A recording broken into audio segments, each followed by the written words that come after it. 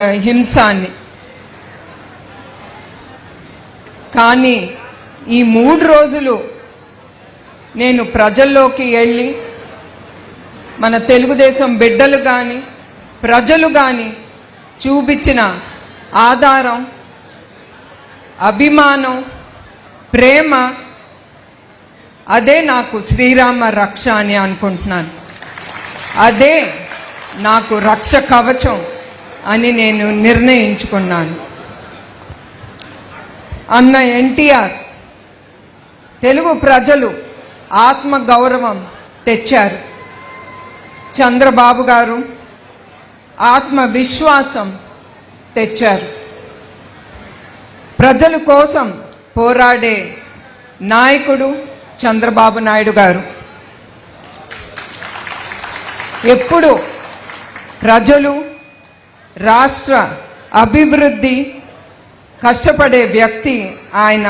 అట్లాంటి వ్యక్తిని ఇప్పటికి 49 రోజులైంది ఆయన్ని జైల్లో నిర్బంధించి.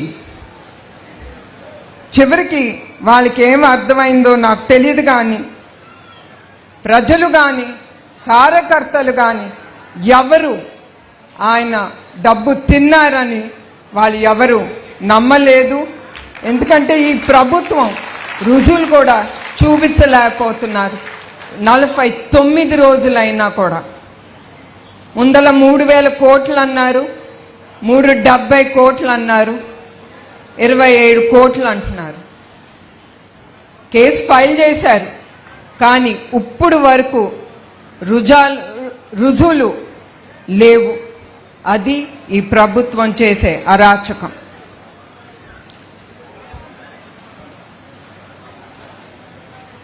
చంద్రబాబు నాయుడు గారు అభివృద్ధి చేయడం తప్ప అని మిమ్మల్ని అడుగుతున్నాను. 45 ఏళ్లుగా రాష్ట్రమే కుటుంబంగా ఆయన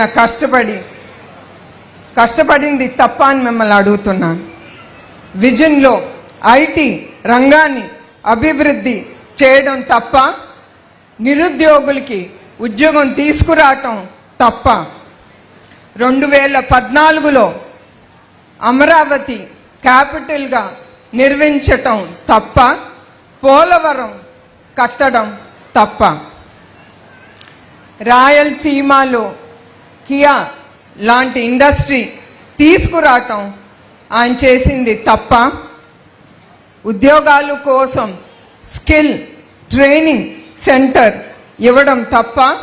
మరి గుజరాత్లో కూడా ఆ సెంటర్ ఉంది, మీ అందరికీ తెలుసు. అది మహిళలకు పసుపు కుంకుమ ఇవ్వడం తప్ప, తల్లి బిడ్డలు ఎక్స్ప్రెస్ అనే పథకం తీసుకురావటం తప్ప,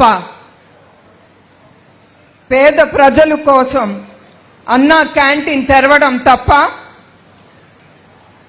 పండుగ కానుకలు ఆయన ఇవ్వడం తప్ప. ఇది నేను అడుగుతున్నాను, దీంట్లో ఆయన చేసింది ఏమిటి తప్పని. ఇది ఇప్పుడు పరిస్థితి, మన ఏపీ దుస్థితి. చంద్రబాబు గారు టైంలో ఏపీ అంటే అభివృద్ధి, దేశంలోనే టాప్ స్టేట్ అది. ఇప్పుడు ఏపీ అంటే అరాచకం, అక్రమ కేసులు, రాజకీయ దాడులు. ఇప్పుడు ఏపీ అంటే అన్నదాతల ఆత్మహత్యలు. ఇప్పుడు ఏపీ అంటే గంజాయి, నిరుద్యోగుల వసనలు. ఇప్పుడు ఏపీ అంటే మహిళలపై దాడులు, అత్యాచారాలు. ఇప్పుడు ఏపీ అంటే సెటిల్మెంట్, భూమి దందాలు, అవినీతి పాలన. ఇప్పుడు ఏపీ అంటే కమిషన్ కోసం కంపెనీల్ని బెదరగొట్టడం. ఇప్పుడు ఏపీ అంటే కరెంటు బిల్లుల గురించి అడిగితే కేసులు. ఇప్పుడు ఏపీ అంటే దేశంలోనే ఎక్కువ నిత్యావసరాల ధరలు ఉన్న రాష్ట్రం.